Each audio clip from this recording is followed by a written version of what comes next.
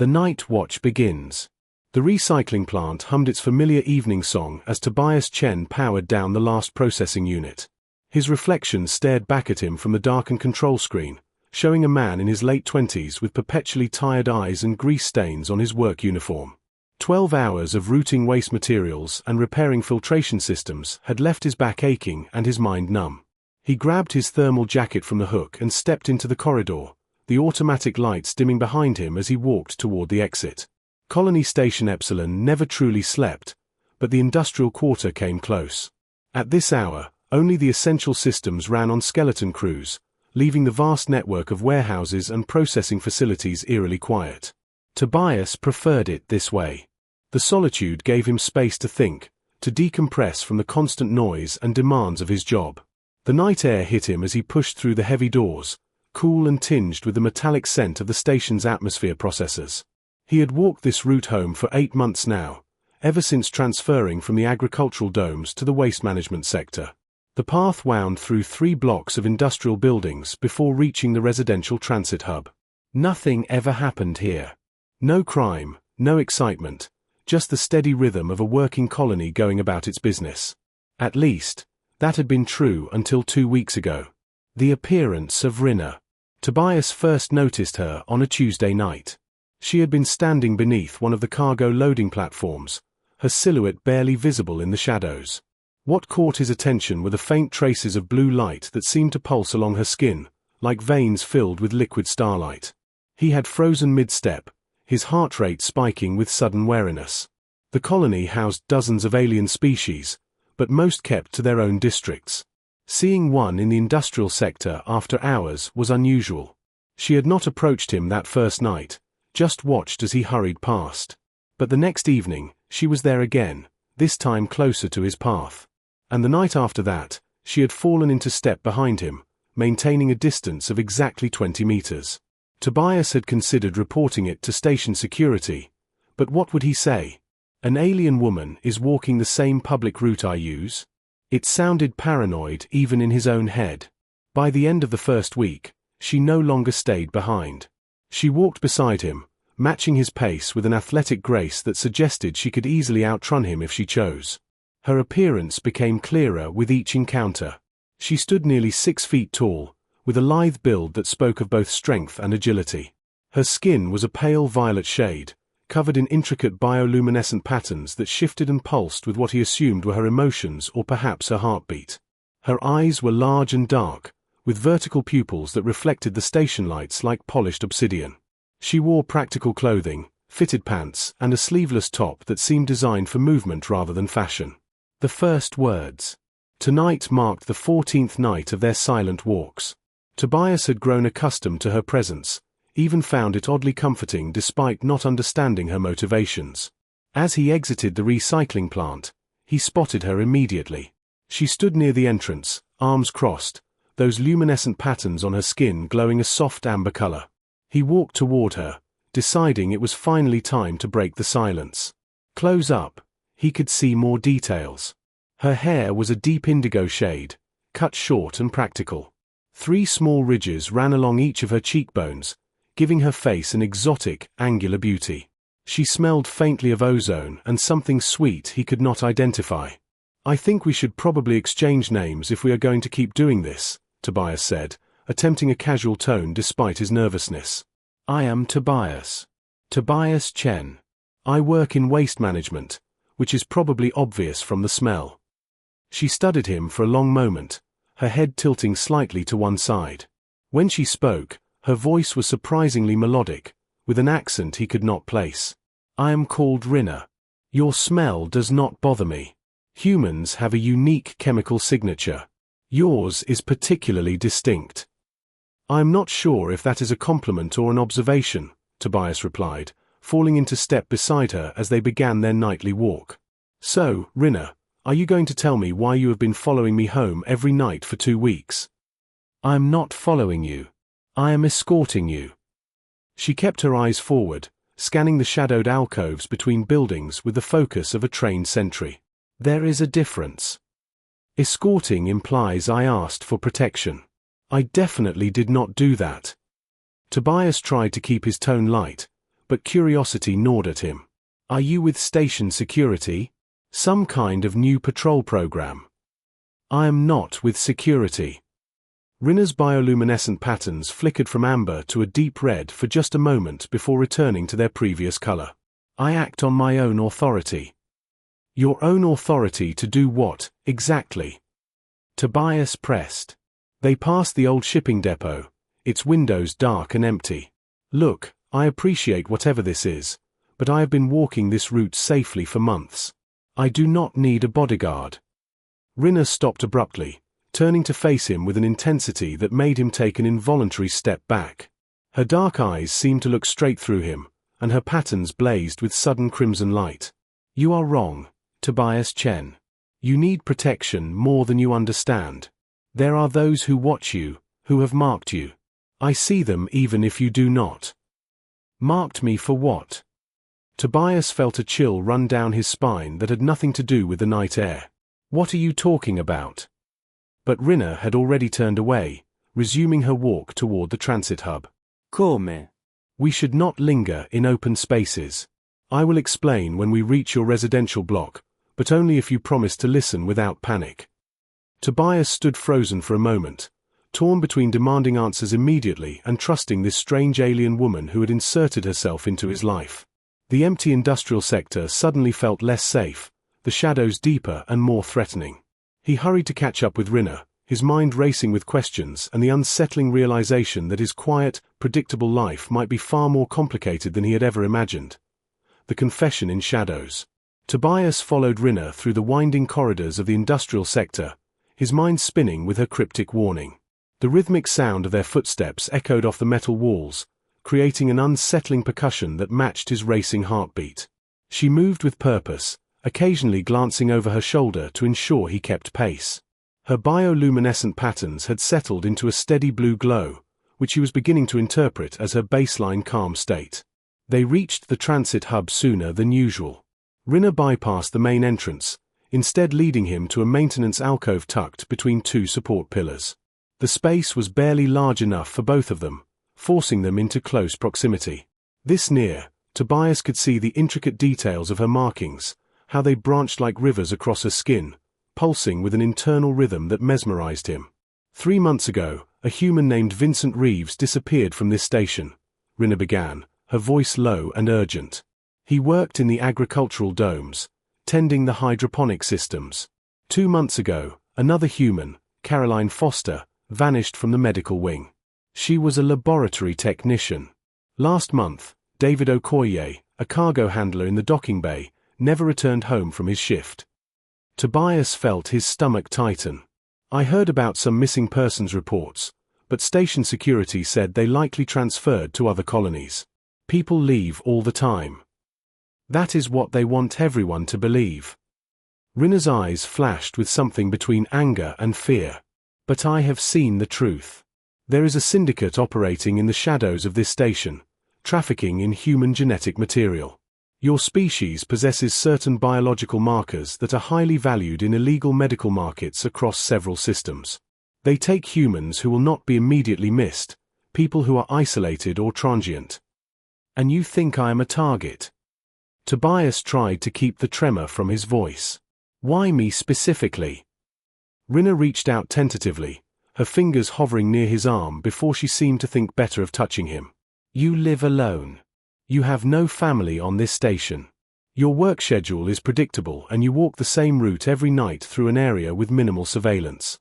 You fit their profile perfectly. I have been tracking their scouts for weeks. 3 times now, I have seen them observing you from a distance, logging your patterns, waiting for the right moment. Dangerous attractions." The weight of her words settled over Tobias like a physical burden. He leaned back against the cold metal wall, trying to process the information. His quiet, lonely existence had seemed like a personal choice, a way to avoid complications and focus on his work. Now that same isolation had painted a target on his back. "Why are you helping me?" he asked quietly. "You do not know me. We are not even the same species. What do you get out of putting yourself at risk?" For the first time since they met, Rynna looked uncomfortable. Her patterns shifted through several colors rapidly, settling on a deep purple he had not seen before. She turned slightly away from him, her voice dropping to barely above a whisper. 4 years ago, I was part of a rescue operation on a border colony. We were too late. The syndicate had already taken 17 humans before we arrived. I saw what they did to those people, how they were harvested and discarded like raw materials. The sounds they made, the way they begged for help. She stopped, her shoulders tensing with the memory. I made a vow that day. If I ever had the chance to save even one human from that fate, I would take it. When I saw you walking alone night after night, when I noticed the scouts marking you, I knew this was my chance to honor that vow. Perhaps it is selfish of me, trying to redeem my past failure through protecting you. Tobias found himself reaching out, his hand gently touching her shoulder. She flinched at the contact but did not pull away. Through the thin fabric of her shirt, he could feel the warmth of her skin and the subtle vibration of her bioluminescent patterns. That is not selfish. That is incredibly brave. You have been risking yourself for a stranger because of your principles. Most people would not do that.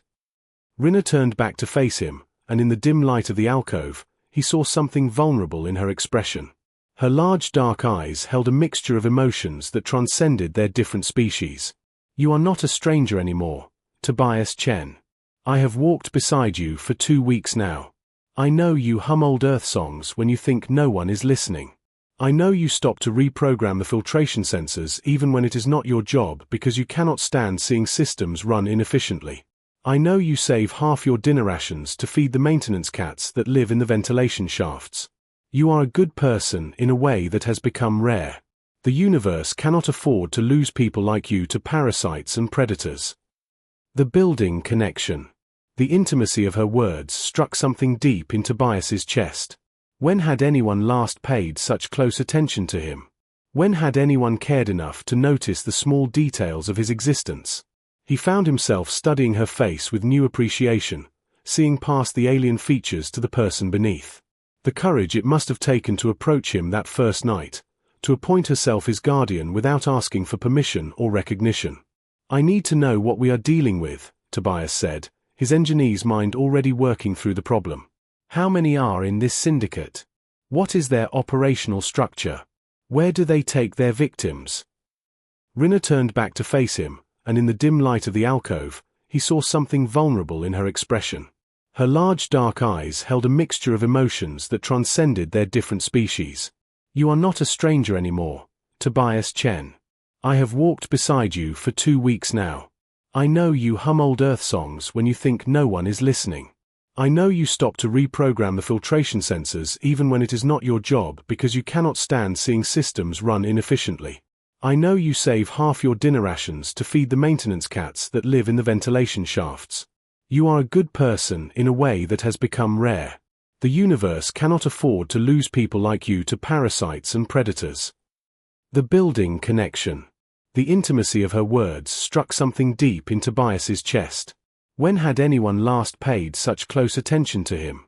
When had anyone cared enough to notice the small details of his existence? He found himself studying her face with new appreciation, seeing past the alien features to the person beneath. The courage it must have taken to approach him that first night, to appoint herself his guardian without asking for permission or recognition. I need to know what we are dealing with, Tobias said, his engineer's mind already working through the problem. How many are in this syndicate? What is their operational structure? Where do they take their victims? Rynna's patterns brightened with what might have been approval or perhaps relief that he was taking her seriously. The syndicate operates in cells. The group targeting this station has at least 6 members that I have identified. They use a front business in the commercial district, a medical supply company called Helix Imports. Legitimate on the surface, but their warehouse has reinforced sections that do not match the official blueprints. That is where they process their victims before shipping them off station. You have been investigating them. Tobias felt a surge of admiration mixed with concern. On your own? That is incredibly dangerous.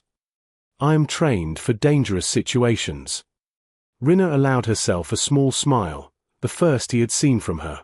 It transformed her face, softening the sharp angles and making her seem more approachable. Before coming to Epsilon Station, I served with the Interstellar Coalition's Tactical Response Unit. 6 years of operations across hostile territories. I know how to handle myself. That explains the hyper-awareness. Tobias returned her smile, feeling some of the tension drain from his shoulders. I thought you were just naturally paranoid. Paranoia has kept me alive. Her expression grew serious again. But I cannot fight them alone, not if we want to stop them permanently rather than just driving them to another station. I need your help, Tobias. Your access to the station's maintenance systems, your knowledge of the infrastructure. Together, we could gather the evidence needed to bring them down. The request hung in the air between them. Tobias knew accepting would change everything. His quiet, solitary life would be over, replaced by risk and uncertainty. But as he looked at Rynna, at the hope and determination in her alien features, he realized his life had already changed the moment she first stepped out of the shadows to walk beside him. What do you need me to do? He asked. Rynna's patterns blazed with brilliant gold light, so bright in the small alcove that Tobias had to squint. She reached out and took his hand in hers. Her skin was smooth and warm, her grip firm and reassuring. First, we need to access the maintenance tunnels beneath the commercial district. Can you get us in without triggering security alerts? I can get us in. Tobias squeezed her hand back, surprised by how natural the gesture felt despite their physical differences. When do we start? Tomorrow night. After your shift. Rynna hesitated, then added softly, Thank you for trusting me. I know this is asking a great deal.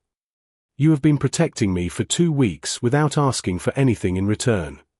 Tobias realized he was still holding her hand and made no move to let go. I think trust is the least I can offer. Besides, you were right. I do not want to be a victim. If there is a chance to stop these people and maybe save others, I have to take it. They stood together in the alcove for a moment longer, two beings from different worlds united by circumstance and growing connection. When they finally emerged and continued toward his residential block, something fundamental had shifted between them. They were no longer stranger and guardian, but partners in a dangerous mission.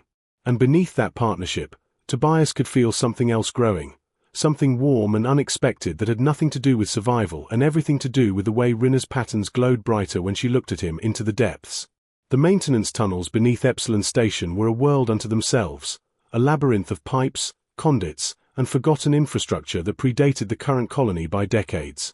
Tobias led the way with a handheld worklight, its beam cutting through the darkness to illuminate rust-stained walls and moisture-slick floors. Behind him, Rynna moved with cat-like silence, her bioluminescent patterns dimmed to a faint glow that would not give away their position. They had been navigating the tunnels for nearly an hour, following a route Tobias had mapped out during his lunch break. The commercial district sat directly above them now, and according to the blueprints he had accessed, they were approaching the subsection that housed Helix imports. The air grew thicker as they descended, heavy with the smell of recycled atmosphere and industrial lubricants. There, Tobias whispered, pointing to a junction ahead where several large pipes converged around a sealed hatchway. That access point should put us directly beneath their warehouse. The question is whether they have sensors on the other side. Rynna moved past him, pressing her ear against the metal hatch. Her patterns flickered through several colors as she concentrated, and Tobias realized she was using some kind of enhanced hearing to detect activity above. After a long moment, she pulled back and nodded. I hear machinery but no voices. No footsteps. If they have sensors, they are passive systems rather than active monitoring. Good. Tobias set down his equipment bag and pulled out a portable scanner. Give me 2 minutes to check for electromagnetic signatures. If they have motion detectors or pressure plates, this should pick them up. As he worked, he became acutely aware of Rynna's presence beside him. Over the past 24 hours, something had crystallized between them. What had started as her protective instinct had evolved into genuine partnership, and beneath that partnership ran currents of attraction neither of them had openly acknowledged. He caught himself watching the way her patterns pulsed in the darkness, finding beauty in the alien rhythms of her body. The scanner beeped softly, pulling his attention back to the task. We are clear. Standard electronic lock, nothing fancy. I can override it in about 30 seconds. Tobias. Rynna's hand touched his shoulder, stopping him before he could begin. Once we go through that hatch, there is no turning back. If we are discovered, they will not hesitate to kill us both. Are you certain you want to do this? He turned to face her fully, setting down the scanner. In the dim light, her features seemed to glow from within, ethereal and striking. I have spent the last 8 months existing rather than living. Going through motions, avoiding connections, playing it safe. Then you walked into my life and reminded me that safety is not the same as meaning. If we do nothing, how many more people disappear? How many more lives are destroyed? I would rather take this risk with you than spend the rest of my life wondering if I could have made a difference. The truth revealed. Rynna's patterns blazed suddenly bright, cycling rapidly through colors he had learned to associate with strong emotion. Before he could ask what was wrong, she stepped closer, closing the distance between them until he could feel the warmth radiating from her skin. I need to tell you something. My reasons for protecting you, they are not as simple as I claimed. What do you mean? Tobias felt his heart rate accelerate, though whether from fear or anticipation he could not say. I told you I saw the scouts watching you, that you fit their victim profile. That was true. Her voice dropped to barely above a whisper. But I did not tell you that I first noticed you 3 months ago, long before the syndicate marked you. I would see you during my evening runs through the industrial sector. You were always alone but never seemed lonely. You treated the automated systems with kindness, spoke to them like they were companions rather than machines. You stopped to help a drunk dock worker find his way home even though he was rude to you. I found myself looking for you each night, making excuses to pass by the recycling plant. Tobias stared at her, his mind reeling. You were interested in me? Before all this started? I am interested in you now. Rynna reached up, her hand cupping his face with surprising gentleness. When I realized the syndicate had targeted you, it awakened something protective and fierce in me. But that protection grew from something deeper, something that started the first time I saw you smile at a maintenance robot. I know this complicates everything. I know our species are different and there are 1,000 reasons why this cannot work. But I will not enter that warehouse without you knowing the truth of my feelings. The confession hung between them, raw and vulnerable. Tobias felt as though the ground had shifted beneath his feet, but instead of falling, he felt anchored by the certainty in her eyes. He covered her hand with his own, leaning into her touch. I started looking forward to our walks. At first, I told myself it was just curiosity about your motives. But somewhere along the way, I stopped questioning and started hoping you would be there each night. When you touch me, I feel more alive than I have in years. Your patterns, the way they change colors, I find myself trying to decode them like a language because I want to understand everything about you. Tobias, she breathed his name like a prayer, and then her lips were on his, tentative at first but quickly deepening with shared hunger. She tasted of ozone and something sweet, her mouth warm against his. The bioluminescent patterns across her skin blazed with golden light, so bright that Tobias could see them even through his closed eyelids. His hands found her waist, pulling her closer, marveling at how perfectly they fit together despite coming from different worlds. When they finally broke apart, both were breathing hard. Rynna rested her forehead against his, her patterns gradually settling into a soft, contented blue. We should probably handle the deadly criminal syndicate before we continue this conversation. Tobias laughed, surprised he could find humor in the moment. Practical as always. But after we are done, we are definitely continuing this conversation. Possibly for several hours. I accept those terms. Rynna stepped back reluctantly, her expression shifting to focus and determination. Open the hatch. Let us end this. Justice and new beginnings. The space beyond the hatch was dimly lit by emergency lighting, revealing a section of the warehouse that clearly did not match any official plans. Medical equipment lined the walls, sophisticated scanning devices and surgical implements that sent chills down Tobias's spine. But more importantly, they found what they came for: digital records stored in a poorly secured server, documenting everything from victim selection to shipping manifests for illegal organ and tissue markets. Tobias worked quickly, downloading the entire database onto a secure drive while Rynna stood guard. The data painted a horrifying picture spanning multiple stations and dozens of victims. But it also provided everything needed to dismantle the entire operation, not just the cell on Epsilon Station. They were almost finished when footsteps echoed from above. Rynna's patterns flashed warning red as she positioned herself between Tobias and the only exit. How much longer? 30 seconds. Tobias's fingers flew across the interface, willing the transfer to complete faster. The footsteps grew louder, accompanied by voices. Multiple people, all heading their direction. Rynna tensed, preparing for confrontation, but Tobias grabbed her arm. Wait. The server is networked. If I trigger the fire suppression system in the main warehouse, it will create enough chaos for us to slip out. He did not wait for confirmation, instead accessing the environmental controls and initiating an emergency protocol. Immediately, alarms began blaring throughout the building. The footsteps above them turned to running, shouting, confusion. Tobias yanked the data drive free and nodded to Rynna. Now we run. They fled back through the maintenance tunnels, the sounds of chaos fading behind them. By the time they emerged in the industrial sector, Tobias had already transmitted the stolen data to 3 separate coalition enforcement agencies along with an anonymous tip. Within hours, the raids would begin. They stood together outside the recycling plant as dawn began to paint the station's artificial sky with shades of orange and pink.